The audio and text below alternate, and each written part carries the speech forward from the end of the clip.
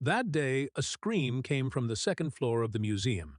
It was a scream sharp enough to shatter the silence and reverence of the ancient ruins. Security guards would later describe this scream as someone witnessing their own death. The child was only 4 years old. His name was Marco Bellini. 60 seconds earlier, he had been a normal Italian child, holding his mother's hand, bored by the dusty artifacts and faded frescoes.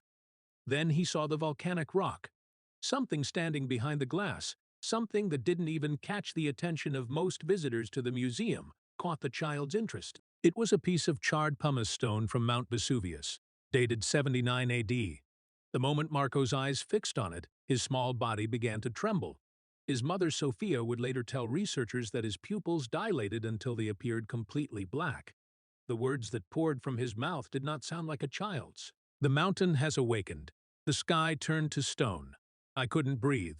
The air turned to rock. The child scratched his throat with his fingers. Then he fell to the ground. What doctors couldn't explain, psychologists wouldn't accept, and ultimately forced an archaeologist team to reopen a sealed excavation site in Pompeii was this. Marco had learned nothing about Vesuvius. He had been taught nothing about Pompeii. The detail he would draw 3 weeks later, the specific arrangement of two bodies found in the ashes, had not yet been discovered. You are about to witness a case that will force scientists to question everything they believe about memory, consciousness, and the thin veil between life and death. The Bellini family lived in a modest apartment in Naples, very close to Vesuvius. They could see its shadow from the kitchen window, but the mountain looked more like a landscape than a threat. Marco was the family's only child.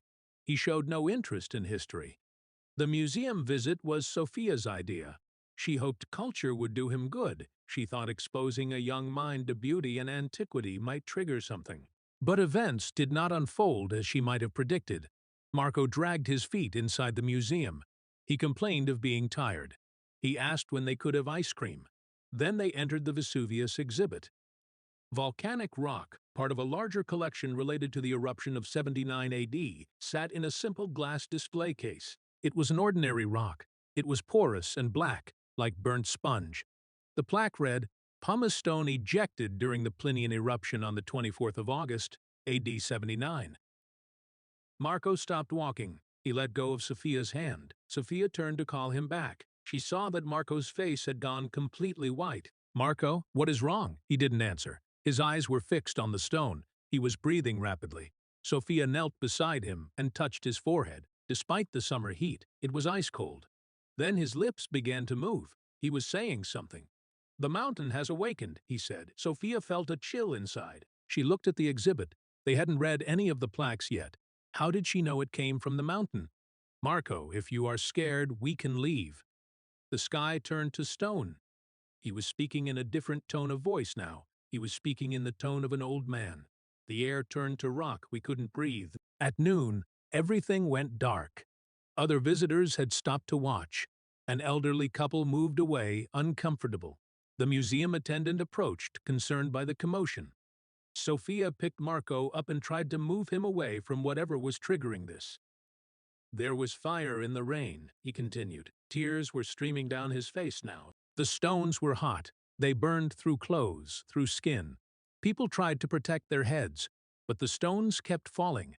We ran towards the marina, but the sea had receded. The boats were stuck in the mud. I can't breathe. The air is so hot. It is burning my lungs. Ash fills my mouth. I taste sulfur, copper, and death." Then he screamed. It was such a primal, terrifying sound that everyone in the museum would remember it years later. His body shook violently once. Then he collapsed unconscious into his mother's arms. The ambulance arrived within 8 minutes. By the time we got to the hospital, Marco had regained consciousness. He didn't remember what had happened. He asked for water. He said his throat hurt. The doctors ran tests. Everything seemed normal. There were no neurological abnormalities. They diagnosed a panic attack triggered by an unknown stimulus. They referred the family to a child psychologist. That night, Sophia couldn't sleep. She lay down in bed next to Alessandro. She listened to her son's occasional moans coming from the next room. Marco was having nightmares. Through the thin walls, She could hear him mumbling in his sleep about smoke, fire, and falling rocks. She told herself it was just the trauma of the panic attack. She thought children were susceptible to it and that he would forget it in a few days. But Marco didn't forget. The nightmares increased. He rambled about being trapped, about the hot air burning his lungs. He said his eyes and mouth were filled with ash. He screamed, "I can't breathe." He refused to go near the window overlooking Vesuvius. When Sophia took him to the shower, he panicked at the sight of steam rising from the hot water. She cried out that the air had become poisonous again. Child psychologist Dr. Carla Rossi suggested that Marco might have watched a documentary about Pompeii and internalized it as trauma. She explained that children, especially sensitive children with active imaginations, can sometimes behave this way. She recommended limiting his exposure to screens and frightening content. Sophia and Alessandro accepted this suggestion, relieved to have found a logical explanation. They didn't tell Dr. Rossi that Marco had never watched a documentary, nor did they mention that they only watched children's channels and cooking shows on their television. 3 weeks after the museum incident, Alessandro found his son drawing in the kitchen at 2 in the morning, illuminated by the refrigerator light.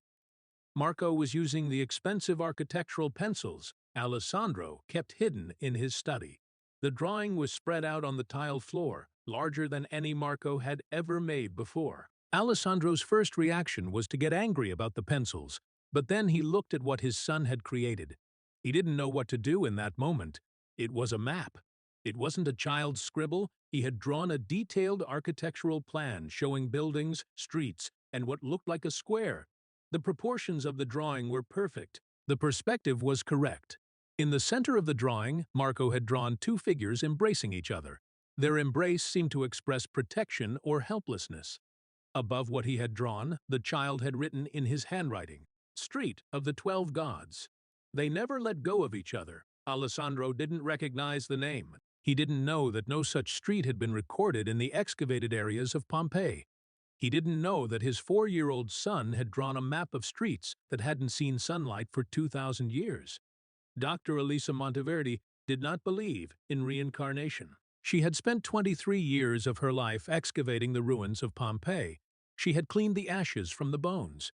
She had catalogued the artifacts, reconstructing the final hours of a city destroyed by fire and stone. She believed in evidence. So when Sofia Bellini called her office at the University of Naples, she described her son's drawings, his nightmares, and his impossible knowledge. Dr. Monteverdi's first reaction was to politely decline the meeting. Over the years, she had dealt with people who claimed to have special connections to memories or the dead. They were all sincere. They were all wrong. But something in Sophia's voice made him hesitate. Perhaps it was the desperation of a mother who had exhausted every logical explanation and was now clinging to the illogical. Or perhaps it was a specific detail Sophia mentioned, 12 God Street. Dr. Monteverdi had no knowledge of such a place in Pompeii. He had memorized every documented street name, every excavated insula. This woman's child could not have learned this information from a documentary or a textbook, because she wasn't talking about famous places like the Forum, the Villa of Mysteries, or the amphitheater. Instead, she was talking about a place that appeared in no published record. This disturbed him even more. On Thursday afternoon, he agreed to meet with the family in his office. Marco came in, holding his mother's hand, with dark eyes that seemed too old for his age. Dr. Monteverdi felt a sense of guilt about what he was about to do. He had prepared a test consisting of a series of photographs and tricky questions to reveal false memories and memorized answers. He promised himself he would be gentle but thorough. He started with simple images. The Pompeii photos were from the wrong period, showing reconstructions that didn't exist in 79 AD. Marco looked at them. He shook his head. The roofs were different, and that street is too wide. Dr. Monteverdi felt his skepticism waver slightly. The details Marco rejected were so subtle that only experts could notice them. Dr. Monteverdi moved on to the next test. He showed him a photograph of the House of the Faun, one of Pompeii's most famous buildings, but he told him that the building was called the House of the Golden Cupid. Marco looked shocked. That is not right. The Cupids are in another house. This house has the dancing man. He was referring to the Alexander mosaic the famous floor decoration that once adorned the House of the Faun. Dr. Monteverdi had not mentioned the mosaic at all. He pulled out a map of the excavated areas of Pompeii. He asked Marco to show him where he lived. Marco brought his little finger without hesitation to area the sea.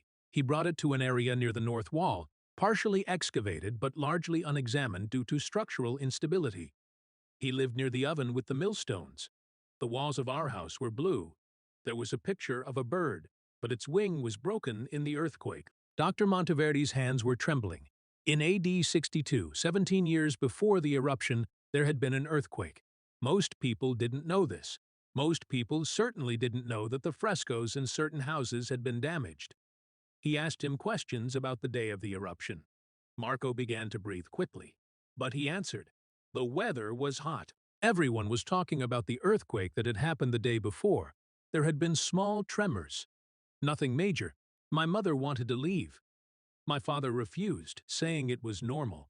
He said the mountain was always like that. This was consistent with geological evidence showing minor seismic activity in the days before the explosion. This evidence had only been published in English in academic journals over the past 5 years. When did the smoke start? Asked Dr. Monteverdi. Marco closed his eyes. After lunch, smoke started coming out.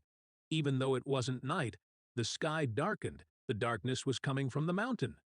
Then rocks started falling. First the small ones fell, then the bigger ones started falling. He pointed to his shoulder. One hit me here. I still remember the smell of my skin burning, he said. Dr. Monteverdi leaned back in his chair. His mind was rapidly reviewing possible explanations. Perhaps the child had absorbed information from a program he saw on television. He could have reconstructed it as a false memory. However, the details, the architectural details, the emotional consistency, all seemed too consistent for the imagination of a 4-year-old child. He decided to conduct one last test. He was certain this test would reveal the fantasy. He showed him a photograph he had taken 3 weeks earlier, unpublished and shared with no one outside the research team. The photograph showed a section of a wall in area the site, recently revealed by ground-penetrating radar. The radar indicated a sealed, unopened room behind the wall. He didn't know what was inside. No one did. Marco, can you tell me what is behind that wall? He stared at the photo for a long time. Then his eyes filled with tears. We went there when the stones grew too big and the air got too hot. My father broke through the wall and entered the storage room. He thought we would be safe there, but we weren't safe. He traced the outline of the wall in the photo with his little finger. We're both still there. He is holding me. He didn't let go, even when he stopped breathing. Dr. Elisa Monteverdi felt the foundations of her rational worldview begin to crack. She had spent 20 years studying death, but she had never believed the dead could speak. Now, she wasn't so sure. The trip to Pompeii was set for the following week. Dr. Monteverdi invited her colleague Dr. Marco Bellini, a neurologist specializing in childhood trauma and false memory syndrome. She wanted to clarify this child's memories. She would either confirm or refute them. He wanted a witness from outside his own field, someone whose skepticism would be harder to shake. Marco sat silently in the back seat of Dr. Monteverdi's car. They arrived at the archaeological site early in the morning. Dr. Monteverdi had arranged special access thanks to his university ID. The entrance gates were still locked. The ancient streets were empty and eerie in the early morning. Marco got out of the car. He stopped. He stared at the ruins rising into the sky. His breathing quickened again. He panicked, just like he had at the museum. But this time, he didn't faint. He advanced through the ruins as if he knew them. He entered the streets without hesitation. Dr. Monteverdi and Dr. Bellini looked at each other, but they said nothing. Following the boy, they advanced into the depths of the excavated city. Marco led them past the forum and the baths. He led them to the northern sections, where the excavations were incomplete and many buildings were half buried under volcanic debris. He stopped at a section of wall marked with research tape and warning signs. Behind that wall was the sealed room detected by the ground-penetrating radar. According to Marco, that was the room where his bones were located. We're lying here. I want to go home.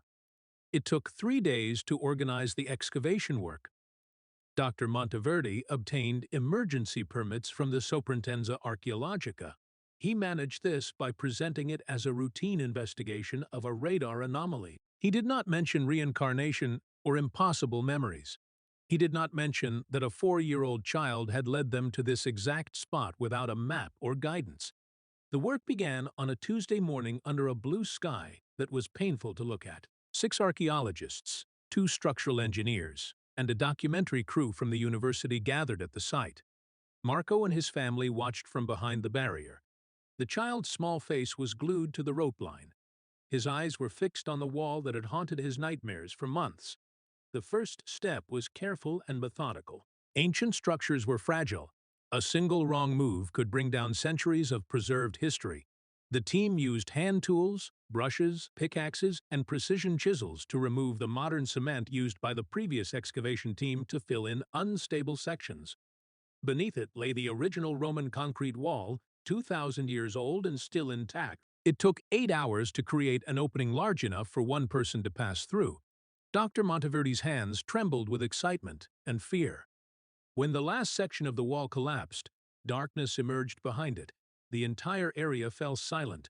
Dust, sulfur, and the scent of time wafted through the opening. Dr. Monteverdi lit his headlamp and stepped forward. The room was small, perhaps 3 meters by 4 meters. It had a low ceiling, partially collapsed in one corner. The floor was covered with a thick layer of volcanic ash and pumice, undisturbed for 2,000 years. But what stopped his heart was what lay in the center of the room. Preserved in the ash were 2 figures wrapped around each other. The larger figure, an adult, stood behind the smaller one. He had wrapped his arms around the child to protect it, but his efforts were in vain. They lay side by side, curled up, their faces close together. The ash had hardened around them. Dr. Monteverdi had seen casts of Pompeii victims before. He had supervised the making of several casts, pouring plaster into the voids left by decayed bodies to recreate their final moments. But he had never seen anything like this. This intimacy, this helpless love captured in volcanic rock, affected him. He heard a sound behind him. He saw Dr. Bellini enter the room. His face was illuminated by his own headlamp. He stopped when he saw the figures. His face drained of color. "Bring me Marco's drawing immediately," he said. Sophia brought the sketch Marco had drawn 3 weeks earlier. At 2 in the morning, by the light of the refrigerator, Dr. Monteverdi compared its rough pastel lines with the scene before them. The positions matched exactly. The arms of the larger figure wrapped around the smaller figure from behind. Both bodies were bent inward. The adult's head was bent over the child's head. Even the angle of their legs and the position of their hands matched Marco's drawing with impossible precision. But what intrigued Dr. Bellini even more was a detail in the corner of the drawing. Marco had drawn a broken column in a specific zigzag pattern. In the corner of the sealed room, barely visible under the ash, was a column. The column had broken during the explosion and fallen to the ground with a zigzag fracture identical to the drawing. There was no way Marco could have known this. The room had been sealed since AD 79. No one had entered. There were no photographs. No descriptions had been recorded. Yet a 4-year-old child had drawn the contents of the room with architectural accuracy. The team began the delicate excavation process, removing the ash and documenting every detail. They found artifacts among the pumice stones. They found personal belongings. A bronze ring, too large for the fingers of the child figure, was found. A ceramic oil lamp still containing remnants was found. Dr. Bellini stood in the sealed room for a while. He watched the 2 figures locked in an eternal embrace. He felt a fundamental shift in his understanding of reality. He was a scientist. He believed in neurons, synapses, and the electrochemical processes that produce thought. He believed consciousness was a product of biology. He believed a physical brain was necessary for the storage of memory. But how could he explain this? A child who had never studied history or archaeology explained everything. He had never been to Pompeii. How could he explain that he could accurately describe the contents of a room sealed for 2,000 years? How could he explain the positions of the bodies, the broken column, details that no one could know? Outside the excavation site, Marco was no longer crying. Sophia hugged him, thinking he would be traumatized by the confirmation of his nightmares. But the child looked calm for the first time in months. Dr. Monteverdi came out of the room and approached the family. Marco looked at him with those old eyes. He said something that would haunt him for the rest of his life. He kept his word. He didn't leave me. Even when the air was burning and I couldn't breathe, even when everything went dark, he was holding me. I wasn't alone. But he was smiling. I don't have to be afraid anymore. He is not waiting for me anymore. He knows I am back. He knows I remember.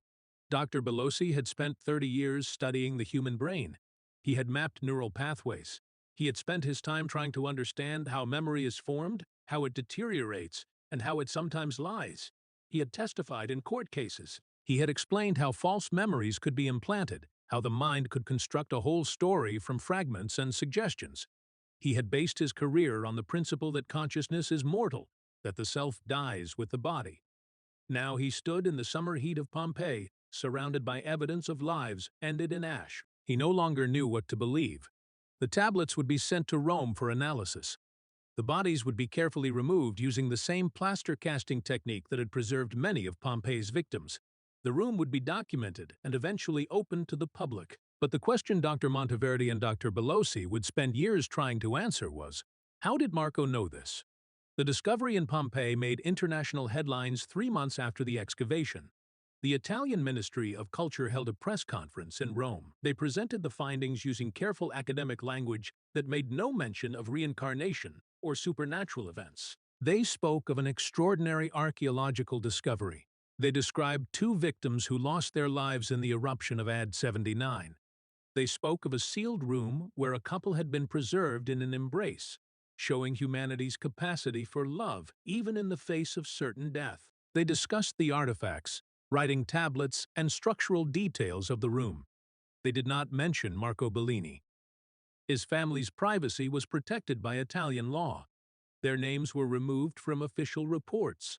However, the story spread in academic circles. Researchers began to quietly and carefully ask questions that were once considered professional suicide. Marco Bellini grew up. After the excavation, the nightmares ended. It was as if witnessing his own death had freed him from the clutches of the nightmares. He became a quiet, thoughtful, and serious child. His family never disclosed what had happened to the public, but they watched their son with a mixture of amazement and sadness. In his eyes, they saw the shadow of someone who had died long before him. When Marco turned 7, Sophia asked him if he still remembered Pompeii, if he still felt a connection to the child who had died in that sealed room. "It is like a dream now," he said, "but I remember the important parts. I remember someone who loved me enough to stay with me when the world ended. I remember that even if everything else is gone, love doesn't die. I think that is why I came back. Not to prove something or solve a mystery. I came back just to say thank you." The plaster casts of the 2 figures in the sealed room are not on public display. They are stored in Pompeii's archaeological archives. They are being studied by researchers, but they are hidden from ordinary tourists. The father and son who died together in 79 AD are not named in the official records, but Marco Bellini knows their names. He remembers them both. There are limits to knowledge where science cannot yet explain, where knowledge ends and mystery begins. The void between life and death is such a limit. We have been excavating the ruins of Pompeii for 2,000 years. We study the architecture and the artifacts. We recreate the daily life and final moments of a city frozen in time. We have learned about their trade and art, their gods and government, their hopes and fears. But we have never heard their conversations. We have never listened to their memories. The tablet inscribed with the father's last prayer is kept in a climate-controlled vault in Rome. Researchers analyzed every word carved in desperation as fire rained down from the mountain, every mark left on the wood. The question is not whether you believe in reincarnation, past lives, or the migration of souls. The question is simpler and deeper. How did Marco know this? How did a 4-year-old child who had never studied history and had never visited Pompeii draw an accurate map of a sealed room that had remained unopened for 2,000 years? How did he describe the positions of corpses that no one had seen? How did he know about the broken column-specific details and the last words his deceased father wrote in the dark? Skeptics call this coincidence. They attribute it to the unconscious absorption of information from overheard conversations or glimpsed images. They say the human mind has the ability to create false memories and fill in the gaps with imagination. However, Dr. Bellini, who devoted 30 years to brain research and emerged from that sealed room a completely different man, offers a different possibility. Perhaps consciousness is not limited to a single lifetime. Perhaps memory is not limited to the physical structures that store it. Perhaps love is powerful enough to endure beyond death, powerful enough to echo through the centuries, to transcend the veil separating the past from the present and return. Do you believe that Marco Bellini truly carried the memories of a child who died in Pompeii 2,000 years ago? Do you believe that consciousness can transcend death, and that love can bridge the impossible distance between lives? Or do you think this is just a coincidence, a strange combination of imagination and archaeological luck? If you find yourself somewhere between belief and skepticism, if you wonder about the mystery of consciousness and the limits of what is possible, subscribe. Because there are more stories like this, more children who remember lives they never lived, more evidence that the past is not as distant as we thought. The dead are not as silent as we imagine. And sometimes in a child's eyes, we can see the shadow of someone who died long ago but never truly left. The mountain still stands over Naples, dark and silent, hiding its fire beneath the stones. Marco Bellini sees it every morning from his apartment window. He no longer fears it. He now understands that death is not the end, that love is stronger than volcanic ash, and that some bonds cannot be broken by time, fire, or 2,000 years of wait. Somewhere in the Pompeii archives, two plaster casts, preserved at the moment the world ended, remain locked in an eternal embrace as father and son. They did not let go of each other, and in a way science cannot yet explain. They never will.